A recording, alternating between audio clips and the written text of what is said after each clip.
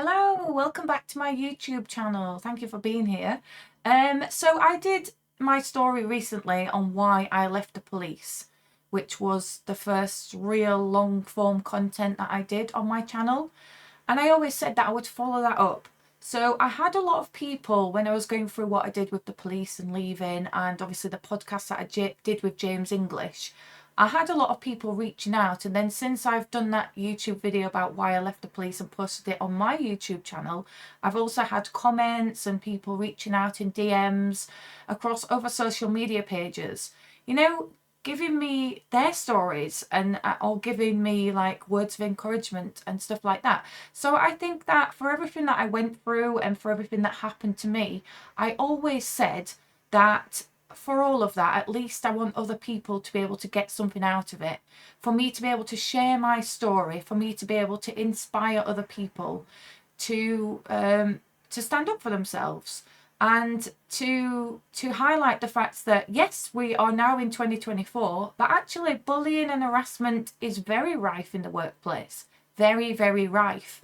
And it doesn't matter which organisation you work for. It could be the police, it could be medical profession, you could be a nurse, you could be a doctor, you could be a teacher. All sorts of people have reached out to me and they've been like, I've experienced this, or I've experienced that, or your story has really inspired me. And I think that those messages that I've got need to be shared. They need to be shared with my, my social media family, if you like, because that's what I consider you guys to be.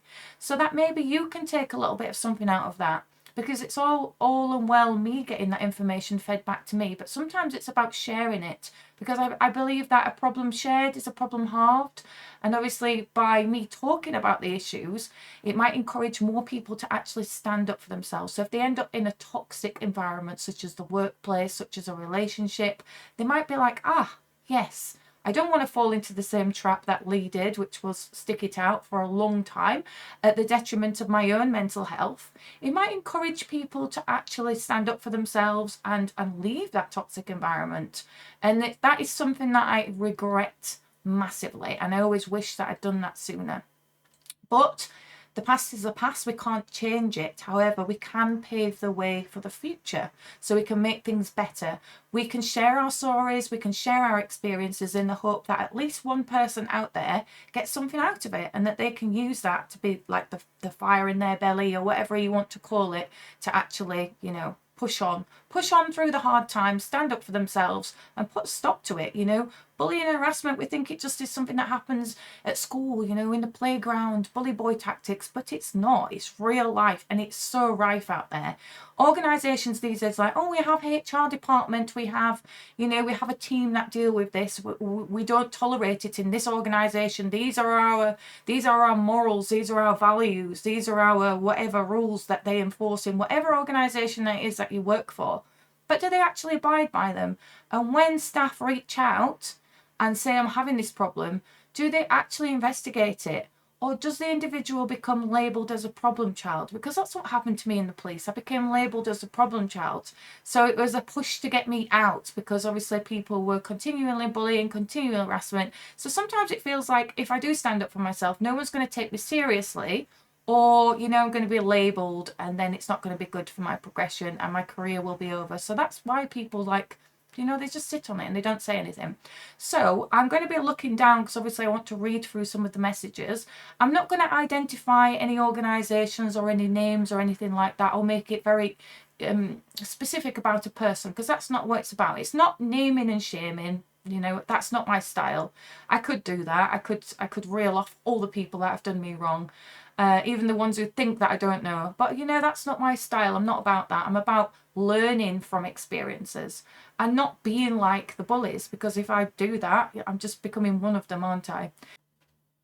And this is part 2 of me responding to messages that I've received following the James English podcast that I did, and basically stories that I've put out there for people to reach out if they've ever been a victim of bullying and harassment, and basically messages of encouragement.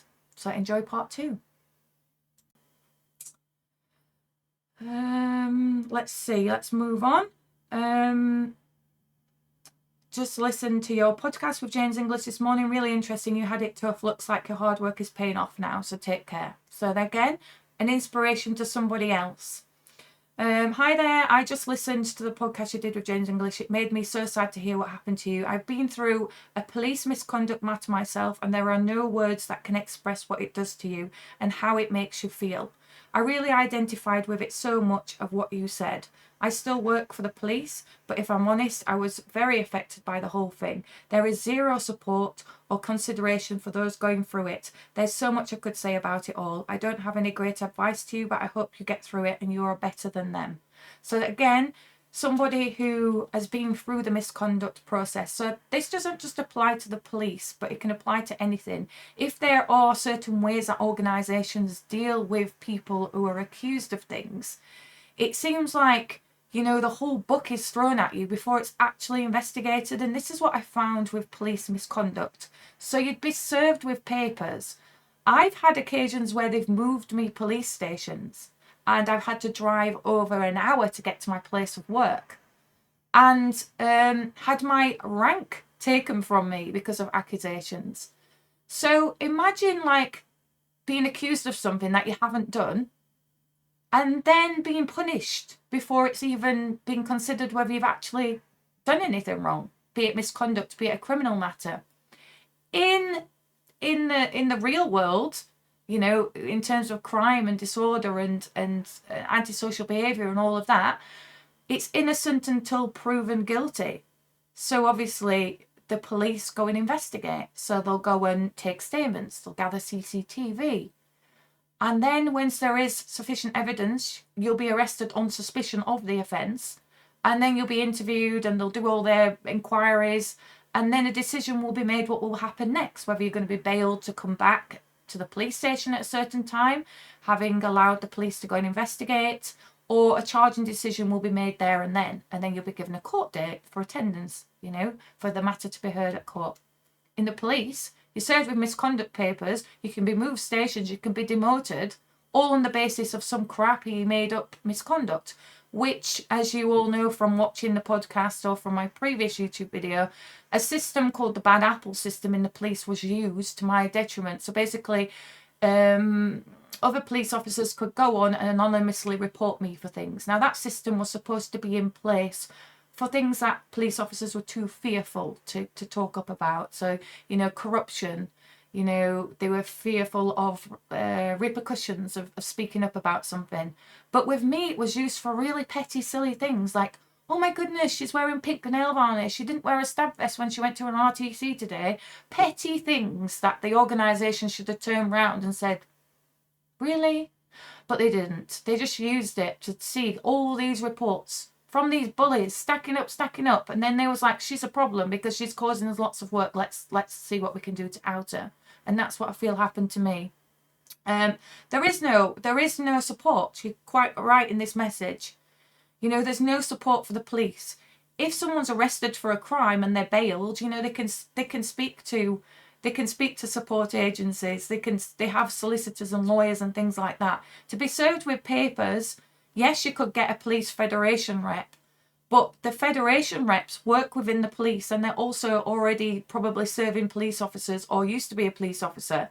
So it's all very, you know, everybody's in with everybody and it feels like the secret handshake club. There's no independency, you know. So even though somebody's representing you as a federation rep, or you can take a police friend to your meetings, are they really going to defend you like it would if this was a criminal case? Probably not. So it is a very dark place. You feel very alone. There's no one to reach out to, and you feel as though you're being proven guilty before they've even investigated it, and it's terrible. It's terrible. Okay. Hi, I saw you're an ex-cop. I'm a serving one, but being treated like absolute shit. After protected my ex-husband after he got admitted to kicking me and hurt my back. It's been 3 years and it's still a case with CPS. I was left on no pay while sick. with him still in position, they suspended him on full pay. Funny how no one bothered with me, but I just wanted to say I know exactly how you feel. So somebody's obviously having issues with actual criminal matter, with something to do with so domestic case. And obviously they've been treated unfairly by the organisation. So it seems that even if it's made up shit by colleagues, or if it's actual like criminal stuff, which I never had anything like that needed to be investigated by the police. I didn't have to go to the police with anything real, like my house was burgled or my car was damaged or anything like that. Obviously this individual's had quite a not very nice domestic assault and has completely been let down by the organisation.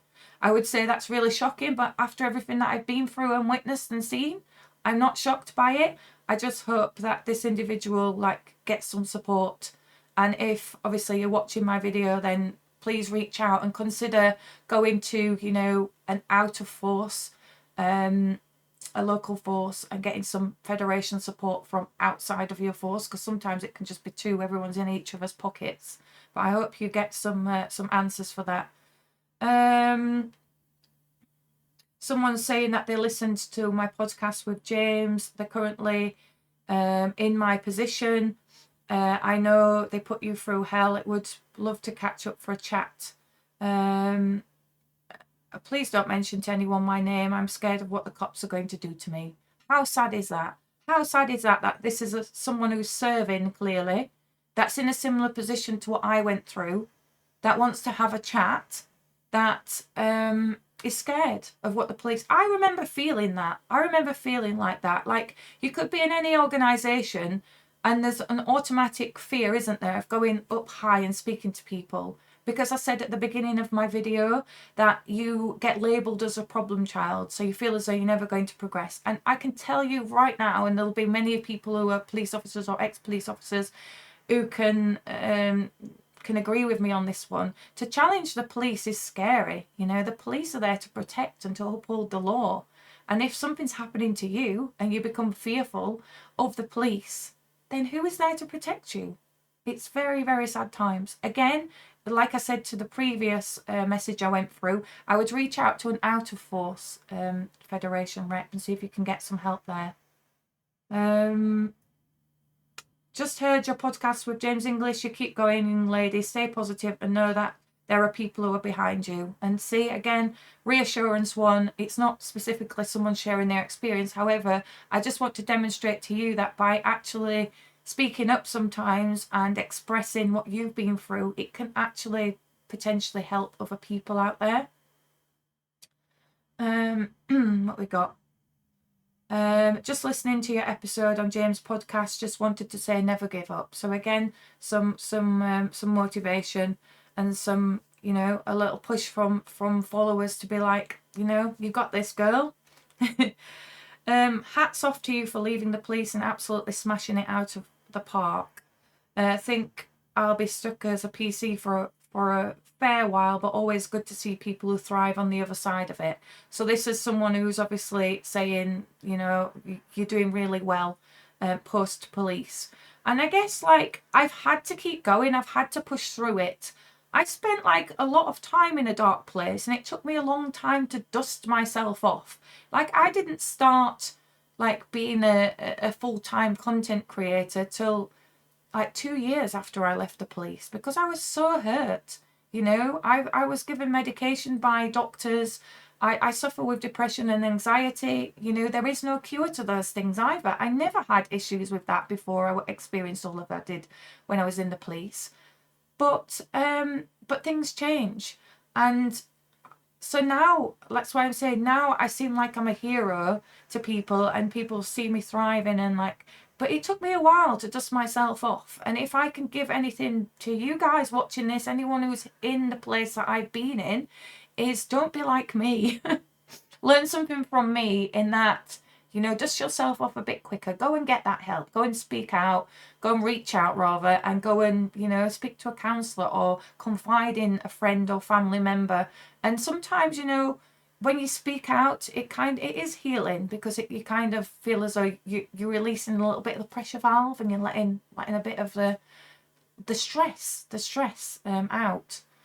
Another one here. I've just watched the James English podcast. I know, a bit behind the times, me, but I just wanted to take time out to message to say what a beautiful lady inside and out you seem.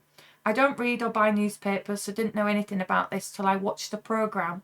However, you sounded like a local lass. You are a very intelligent girl who probably would have been a big asset to such and such police, as they ain't exactly brilliant. I don't do OF or other things, but do Facebook. Keep strong. I believe in you and you will succeed. You are a grafter. I know you will give them kids a great life and you'll be a good mum. You are also right about the fitness. Keep it up. Don't know if you still live around the area, but if you want to punch some bags, you are always welcome to let off some steam. I wish you well in the future. Keep fighting. So basically, the fitness thing, about the fitness thing, that's because I said during the James English podcast that I actually use fitness and have used fitness to deal with my anxiety and depression. And that's a good tip that I can pass on to you. It's about finding something to focus your mind on and to let out the frustrations from within, because even sometimes talking about it is not enough. So I really pushed into my fitness. So I was streaming fitness over on Twitch, and then in about March, April of last year, I moved over to Kick. And I'm now sponsored by Kick. I'm a Kick partner. I have an energy brand sponsor, which is Glitch Energy, which I use as my pre-workout, and I use it for hydration whilst I'm working out. And so I threw myself into fitness, and I've been able to make my passion and my dreams into my job. So now, obviously, full-time content creator, and so that's a good message, actually, and a good message to receive and one to put out there. It's about finding something that puts that fire back in your belly, that gives you the focus and gives you the ability to let off the inner frustrations and the anger that you're feeling.